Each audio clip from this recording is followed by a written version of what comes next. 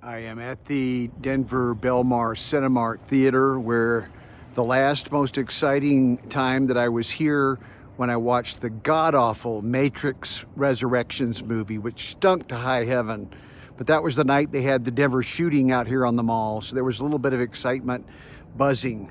Tonight, I couldn't say the same for the film I just watched. An hour of 40 minutes, I felt tortured. The theme that kept ringing through my head was man's inhumanity to man, the dumbing down of juvenile culture today. How did we sink this low? You know, I wanted to see a movie tonight to get out of my house where the spike protein has been playing havoc with my lungs. My housemates have spike protein, so I had to get out of the house tonight. The only film that fit my timeline was Johnny Knoxville and crew, Jackass Forever.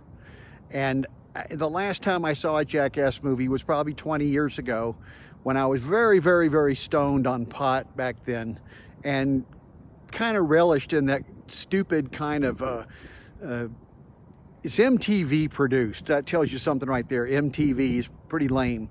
And all it really is a lot of practical jokes that people are playing on each other. Really gross, mean, horrible practical jokes. And when I say that, I mean, this goes beyond practical jokes. This is basically torture, men torturing each other. Now, there is a lot of vulgar language throughout the entire film, so pretty dumbed down dialogue for sure. These guys are in their 50s now, a lot of them. They have some newcomers. One of them, his nickname is Poopy. Did that tell you anything? We see a couple of women in the movie. There were like 2 or 3 women, token women. They all have their clothes on through the whole thing. But we see more male nudity than I've ever seen in a movie. More penises, more scrotums, more anuses, more testicles. Just, you know, we see pig semen. One of the members drinks pig semen. We see a lot of them just doused and splattered in pig semen. We see men on a tilt-a-whirl vomiting up milk.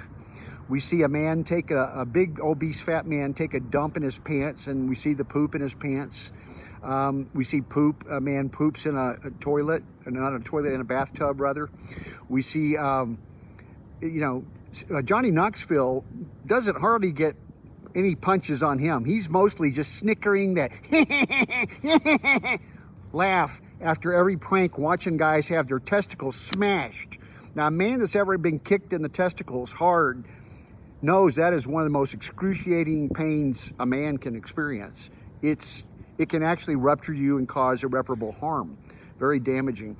And we see this over and over. Punches and smashes, softballs being hurled into, levers smashing into the scrotum, pounding the men's testicles.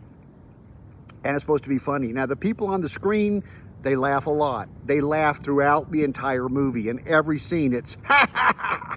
But guess what, folks? I didn't crack a smile in this movie. Not even one smile. I yawned 9 times. The movie was just going on, but I stuck it out, waiting to see, could they make me laugh? The one scene that almost made me laugh was towards the end. Johnny Knoxville goes up against a bull, a really angry bull, and the bull gores him pretty good.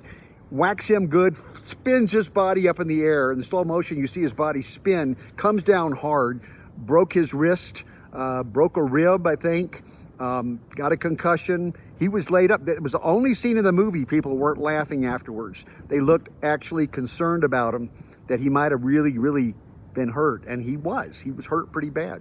We don't know how long he was in the hospital, but we see him come out and then making, of course, the crass, stupid jokes that they made throughout the entire film.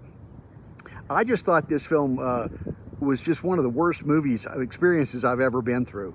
The woman, I guess, a young lady over next to me, laughed in the first 15 minutes a few times, and then she didn't laugh anymore. I didn't hear anybody else in the theater laughing. Of course, it'd be hard to hear them because the guys on the screen laughing, they're laughing so loud and hard, you know, you couldn't hear other people too much. But I know for me, this did not constitute humor, entertainment, no socially redeeming value, no value at all. Talk about redeeming value. There was no value in this film. It was a total waste of $9. It was actually $8.80 for the ticket, but when I gave them the 10, oh, no coin change, bro. only $1 back, so I got ripped off 20 cents. I felt really ripped off by the movie. I know the first Jackass movie had a few scenes that did make me laugh. The second one even had a couple that made me laugh. I ought to have known better. Now that I'm a sober man, maybe I would have enjoyed it if I'd gotten really, really stoned, but I kind of don't think so. So I got to give a big, big thumbs down on Jackass Forever. Unless you are a sadistic person who likes, you're kind of gay maybe, or if you're a woman and you like seeing men's penises flopping around, none of it is sexy, none of it's sexual. There's no George Clooney's in this film. None of the men are good looking. They're all pretty, you know, gross looking guys, especially the really two obese guys. They were just gross seeing these naked guys out there, all this fat hanging off the body.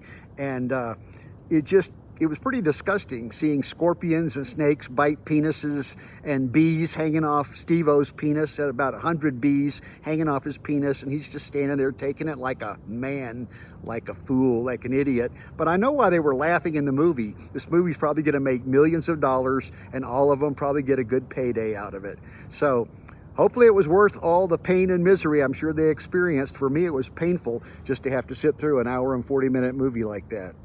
Can't recommend Jackass Forever. Never, ever.